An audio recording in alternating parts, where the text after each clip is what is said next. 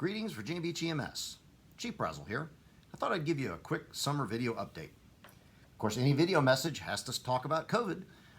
And while we are not neck deep in our vaccination program anymore, we are continuing to assist the health department with vaccination efforts in the community. Most recently, we helped them with giving over 2,000 shots to high school students. And we will be out there in the coming weeks at smaller pop-up events throughout the community. If you would like to participate in community vaccination efforts, please contact Division Chief John Bianco. Now, speaking of vaccinations, if you have not gotten your vaccination yet, I strongly encourage you to do so. And while I understand there's hesitancy out there, these vaccines have been proven to be safe and effective. I can't mandate that you get the shot, but I can mandate that you comply with the mask requirements for those who are not fully vaccinated. So please, wear a mask as appropriate. Now, speaking of masks, I do, personally, I wear a mask when I'm out in some venues, such as the grocery store or other large crowded places. And even though I'm fully vaccinated and protected, I feel that mask gives me that extra layer of comfort and protection.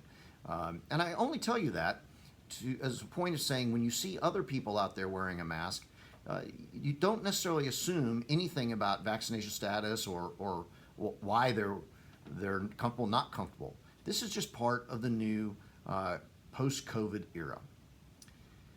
Now, COVID is out there. We continue to see it with our patients in the field. Although there's fewer cases, we are seeing it, and recently had an outbreak at one of our residential facilities. So please, while on duty, keep your suspicions up, keep a strong compliance to your PPE. It does work and will protect you. Now, on a happier note, I'm happy to report that Fish Night is coming back. We'll be hosting an event at the aquarium on the night of July 31st. This will be a little different than we've done in the past. There won't be movies this time, but I can guarantee you the sharks and the rays will be happy to see you.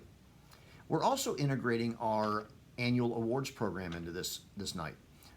Instead of a formal session, we'll be doing more informal awards in the theater for some of the bigger categories, and those recipients will be able to come in with their families and rescue squad friends as we present the awards. The larger categories, such as the years of service, will be recognized in various ways throughout the venue, and we may also have some pop-up presentations.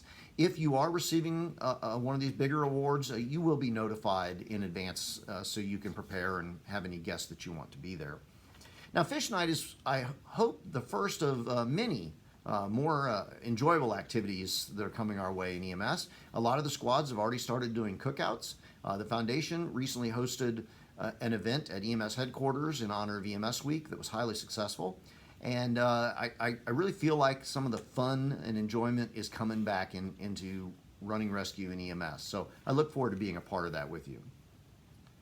Moving over to operations, we've had a lot of major calls lately, particularly some major traumas, and I'm really proud of the level of professionalism and the standard of care that's been provided by all of our personnel in conjunction with fire and police. We've done some really great work out there on some really challenging situations. Recently, we also supported the fire department at a high-rise fire at the oceanfront. Our crews did not hesitate. They were ready to go inside the building and provide care or rehab as needed. And we also had a very large presence set up at the ground level, ready for anything. So those of you that participated in some of the high-rise training evolutions over the last couple of years will be really proud to know that it all came together and it made a huge difference when we had an actual fire. Now, summer call volume is certainly here.